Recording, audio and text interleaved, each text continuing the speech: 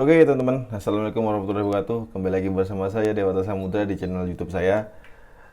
Di kesempatan kali ini saya mau sharing ya, mumpung hari ini saya sedang melakukan penjemuran tepat di depan lingkungan saya di tempat saya ini. Dan untuk jamnya sekarang saya kebetulan jemurnya agak siangan. Ini sekitar jam setengah 12, hampir jam 12 ya. Nah, mungkin teman-teman akan bertanya kenapa kok siang-siang saya jemur. Nah, sebenarnya untuk waktu jemur sendiri, kalau saya pribadi teman-teman itu fleksibel ya, nggak ada waktu khusus untuk konin. Kalau saya, tapi kalau teman-teman punya waktu luang, misalkan di pagi hari, teman-teman bisa jemur di pagi hari. Nah, itu alasan kenapa saya jemurnya tidak ada waktu yang pasti. Ketika ada panas, saya jemur. Ketika tidak ada panas, saya tidak jemur.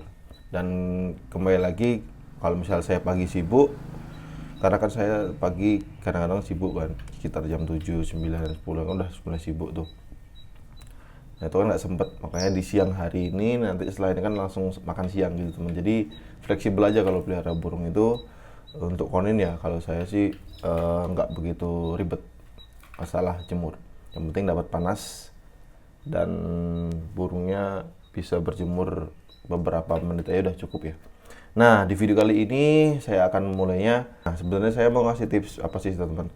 Jadi di video kali ini saya mau menjelaskan ke teman-teman semua, buat teman-teman yang bingung ketika teman-teman punya trotol, kira-kira itu bagus nggak di koloni sama yang sudah metalik atau sama burung-burung yang udah jalan lapangan atau istilahnya udah mapan lah ya.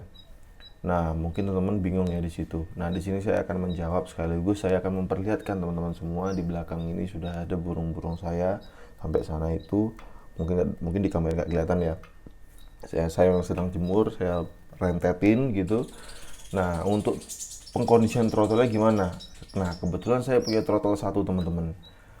Gimana cara menanganinya untuk konin trotol? Apakah kita jemur jauh-jauhan atau jangan diliatin? Nah, sering sekali teman-teman pertanyaan-pertanyaan ini masuk ke kolom komentar saya atau di medsos saya seperti Facebook dan Instagram juga. Sering yang banyak yang menanyakan hal itu, gimana pengkondisiannya kalau trotol sama yang udah metalik kira-kira disatukan atau tidak. Nah, seperti yang teman-teman lihat di belakang, ini dia, ini trotol teman-teman. Ini konin trotol ya. Di belakang saya ini konin trotol. Saya letakkan dia di sisi paling pojok. Karena kenapa? Nah, konin trotol itu konin muda teman-teman ya. Bisa dibilang umurnya itu masih cukup muda sekali. Jika saya sandingkan dengan konin-konin metalik di tengah-tengah di antara, sebenarnya nggak apa-apa.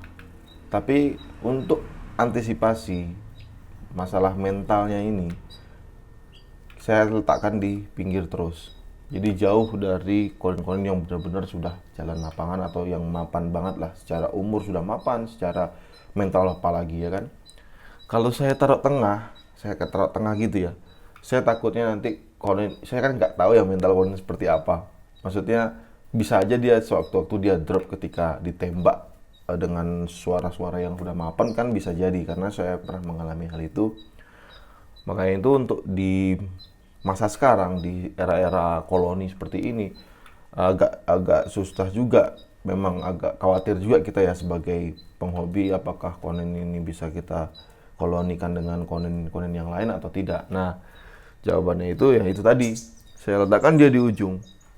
Saya letakkan di ujung dia supaya dia secara mental tidak terganggu, dan pembentukan apa ya? Pembentukan mentalnya juga nanti pelan-pelan dia akan terbiasa sama konin-konin koloninya. Karena kan sistem koloni kan sistem apa ya? Sistem yang bisa dibilang jika udah saling mapan semua tuh nggak akan galak. Jadi semua kayak udah satu koloni.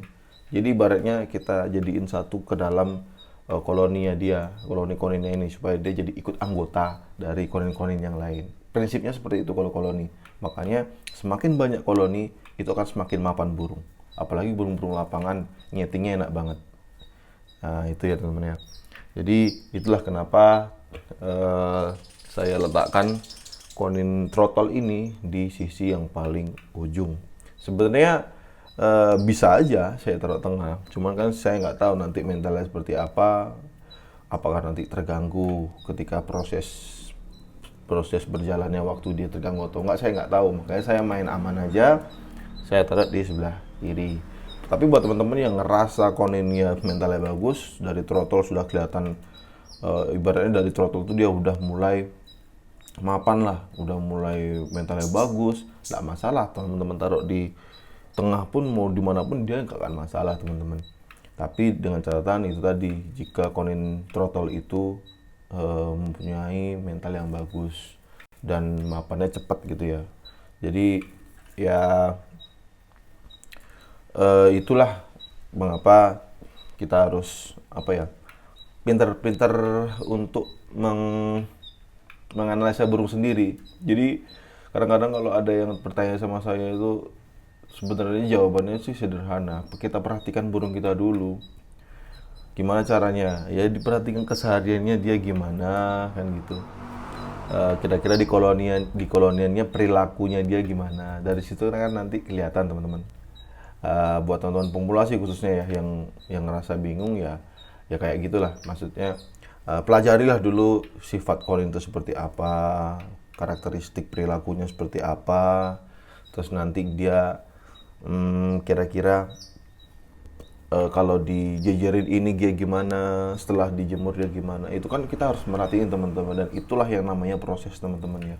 Jadi sebenarnya kalau teman-teman tanya sama yang orang lebih pintar itu sih tidak masalah, cuman itu kan sebagai informasi sedikit, tapi yang menerapkan kan teman-teman semua gitu loh teman-teman. Jadi teman-teman tanya, setelah tanya baru diterapkan, baru nanti tahu gimana caranya merawat konin. Pasti nanti lama-lama tahu. Apalagi untuk pemula-pemula itu pasti di awal dia nggak paham apa-apa. Cuman setelah dia melakukan dari pengalaman-pengalamannya dia, pasti nanti lama-lama akan mulai bisa, dan syukur-syukur bisa ngajarin temannya yang lain. Nah, jadi gitu ya teman-teman. Inilah proses perawatan harian yang saya lakukan di tempat saya. Buat teman-teman yang masih bingung, teman-teman bisa lakukan ini di rumah. Terus nanti mungkin ada yang bertanya nih, kira-kira kalau misalkan cuman punya 2 atau 3 gimana? Sama saja, perawatannya tidak ada yang beda, tetap sama, tetap jadikan koloni gini. Ya walaupun sedikit nggak masalah ya, namanya orang baru pelihara burung nggak mungkin langsung banyak gitu kan. Tapi ya pelan-pelan, nanti lama-lama beli jadi banyak gitu. Ya, oke teman-teman, mungkin itu aja ya informasi dari saya, tips dari saya. Seperti itu perawatan konin throttle yang mau di koloni. Jadi tidak perlu dipisah, nggak masalah. Karena kalau saya pribadi di sini memang tidak ada tempat untuk misah. Ya mungkin saya bisa aja saya taruh di ujung sana ya, di depan sana sendiri bisa. Cuman saya kan ribet banget harus ke sana bolak-balik kan. Makanya udah jadiin satu di sini semua aja deh. Biar saya mantaunya di depan sini enak juga. Takutnya kan kucing, kadang-kadang burung-burung liar gitu kan sering nemplok-nemplok gitu. Jadi bahaya juga kalau misalnya ada burung yang kayak gereja itu kadang nyerang juga gitu loh teman-teman. Makanya saya taruh di sini semua. Untuk penjemurannya, nah waktu berapa lama? Ini saya belum closing, belum penutupan. Saya kasih tahu penjemurannya berapa lama.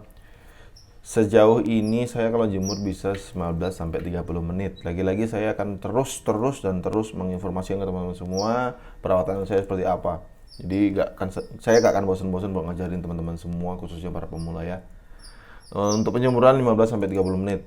Kalau panasnya bagus ya sekitar segitu, tapi kalau panasnya nggak bagus, kan ada tuh kalau panas-panas yang panasnya bentar terus redup gitu ya, itu bisa sejaman lah maksimal. Terus untuk perawatan koninnya gimana yang throttle ya?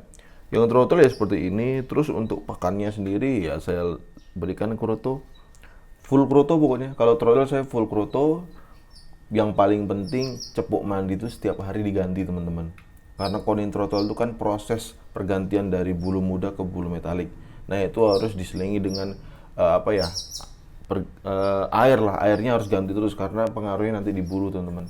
Kalau teman kasih air jelek itu nanti throttle-nya jelek, jadi dia maksudnya metaliknya jadi jelek, apalagi nggak dijemur, aduh kacau. Karena ibaratnya tuh bulu tuh kan pengaruhnya maksudnya matahari pengaruh ke bulu kan bagus banget teman-teman ya, karena di situ ada kalau kalau di bahasa ilmiah itu ada zat-zat keratin yang membantu dia untuk memproses bulu-bulu itu supaya jadi lebih mengkilap gitu.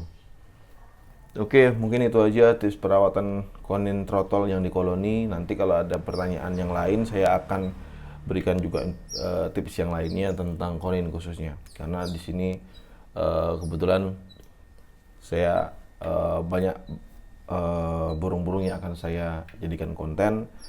Nanti mungkin next perawatan damer ya, burung-burung damer yang mau di set beti dan mau dilombakan. Nanti akan saya kasih tipsnya. Mungkin itu aja. Terima kasih teman-teman sudah nonton dari awal sampai akhir. Tidak lupa saya ucapkan juga selamat datang buat rekan-rekan yang baru gabung di channel ini. Terima kasih banyak kalian sudah mensupport channel ini, dan jangan lupa untuk subscribe channel ini. Caranya gampang sekali, klik tombol subscribe di bawah dan nyalakan lonceng notifikasinya supaya teman-teman dapat notifikasi video-video terbaru dari saya ketika saya upload sebuah video. Jadi supaya teman-teman nggak ketinggalan. Oke teman, saya Dewata Samudra dari Omah Konin. Terima kasih banyak, sampai bertemu di video selanjutnya. Salam Konin Nusantara.